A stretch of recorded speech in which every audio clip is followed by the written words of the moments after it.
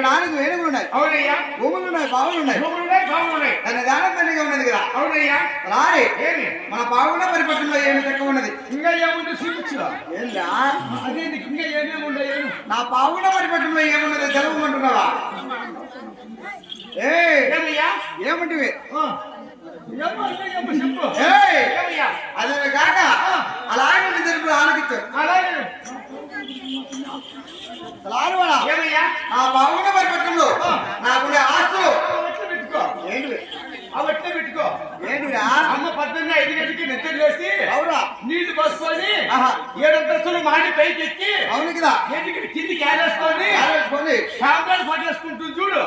అప్పుడు ఎత్తుకుంటే పోయి ఏంటివి? నీకుండే ఆస్తులు. నాకుండే జమీనా నువ్వే చెప్పింది. ఏమి? నాకుండే ఆస్తులు. నా కొడుక ఆస్తులు కాదు, ఆస్తులు అంటే ఆ భూములు నా జమీనా. ఓ భూమి జమీన్. అవును కదా. అవురా 6 మంది కొడుకు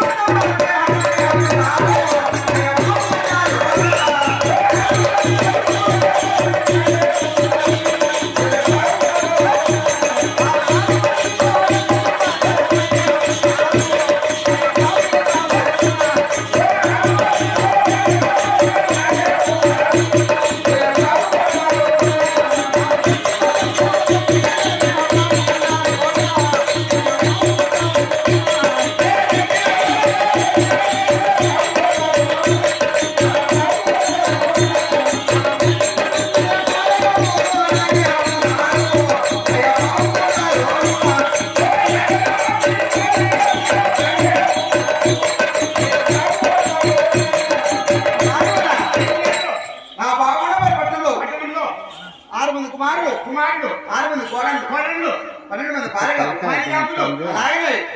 రెండు కుర్చీలు వేసుకున్నాడు.